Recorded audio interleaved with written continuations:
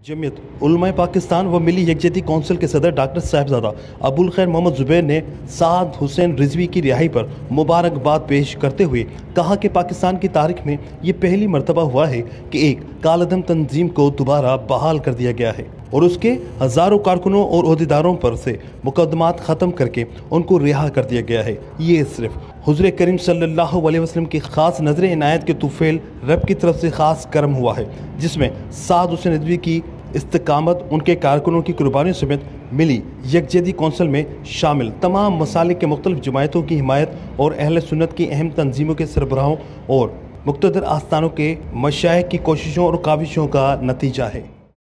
बिस्मिल्लाहिर्रहमानिर्रहीम। अल्हम्दुलिल्लाह TLP और हुकूमत के दरमियान जो मुआहदा हुआ था वो आज तकमील को पहुंचा। तहरीक लब्बैक के सरबरा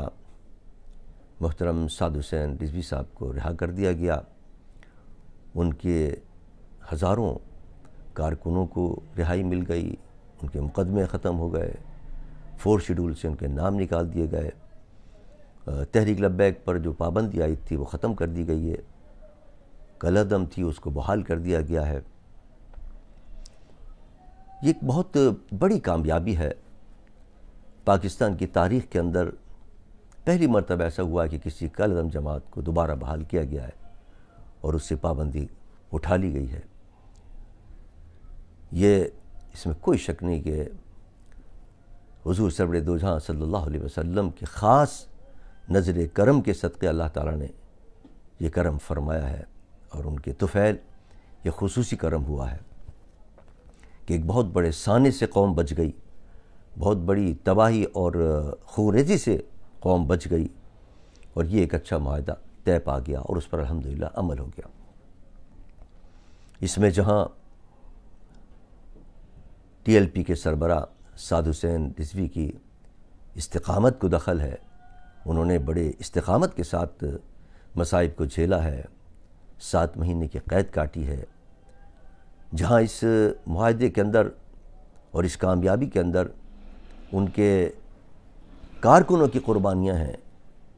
जिन्होंने शहादत के जाम नोश किए हैं और सैकड़ों ज़ख्मी हुए हैं, वहाँ इससे भी इनकार नहीं किया जा सकता कि मुल्क की तमाम मज़हबी क़ुव्वतों ने भी सपोर्ट किया और इनकी इस मिशन के अंदर इनकी मदद की। जमीयत उलमाए पाकिस्तान ने जब ये धरना जारी था हंगामी तौर पर अपना इजलास बुलाया और इजलास बुलाकर इसकी हिमायत की, इनके धरने की, इनकी मुतालबात की। उसके फ़ौरन बाद मैंने मिली यकजहती कौंसिल का इजलास तलब किया जो कि पाकिस्तान की 30 मज़हबी बड़ी जमातों का एक इत्तेहाद है और उस 30 जमाती इत्तेहाद ने लब्बैक की तमाम मुतालबात की हिमायत की और हुकूमत पर ज़ोर दिया कि इस मसले को मुज़ाकरात के ज़रिए हल करने की कोशिश की जाए, तशद्दुद का रास्ता इख्तियार न किया जाए, ताकत से यह मसला हल नहीं होगा। उसके बाद जब ये हालात नाजुक से नाजुक तर होते चले गए तो अहले सुन्नत वल जमात की जो बड़ी तंजीमें हैं, उनके सरबराहान और जो बड़े आस्ताने हैं, उनके सज्जादगान इस्लामाबाद में जमा हुए, जिसके अंदर मेरे अलावा हज़रत साहिबज़ादा हामिद रज़ा साहब, हज़रत साहिबज़ादा हामिद सईद काज़मी साहब, पीर अब्दुल खालिक भरचूडी शरीफ, साहिबज़ादा हाफिज़ हामिद रज़ा सियालकोट वाले, हज़रत पीर खालिद सुल्तान साहब, सरवत इजाज़ क़ादरी साहब, पीर निज़ाम सियालवी साहब, हज़रत सुल्तान अहमद अली साहब, पीर कासिम सियालवी साहब, पीर मियाँ जलील शरकपुरी साहब, ख्वाजा ग़ुलाम क़ुतुब फ़रीद साहब, पीर हबीब अहमद इरफ़ानी साहब, मखदूम अब्बास बंगाली साहब, हज़रत ज़िया नूर साहब, मौलाना वज़ीरुल क़ादरी साहब, ये सब हज़रात जमा हुए और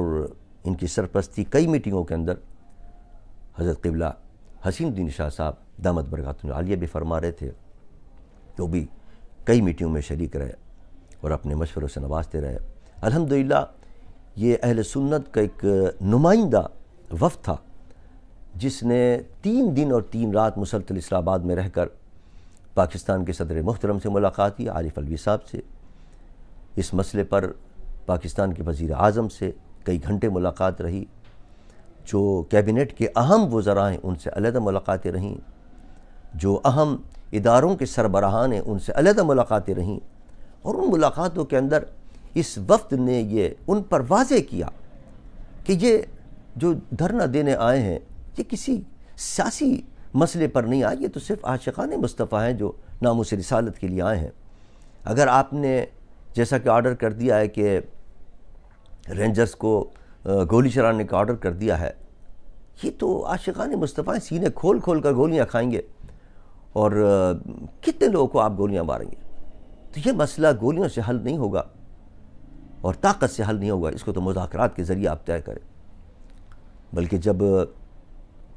وزیر اعظم سے ملاقات ہوئی تو میں نے ان کو مثال دی کہ میں نے کہا بھٹو صاحب کے دور کے اندر جب تحریک نظام مصطفیٰ میرے قائد حضرت علامہ شاہ احمد درانی رحمۃ اللہ علیہ تعالی نے چلائی تھی،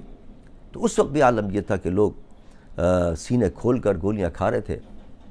اور جب یہ حال دیکھا تو 3 بریگیڈ فوج نے گولی چلانے سے انکار کر دیا عاشقان مصطفیٰ۔ میں نے کہا اب بھی یہ ہوگا، آپ اس مسئلے کو سمجھتے ہیں کہ گولیوں سے مسئلہ حل ہوگا، گولیوں سے مسئلہ حل نہیں ہوگا۔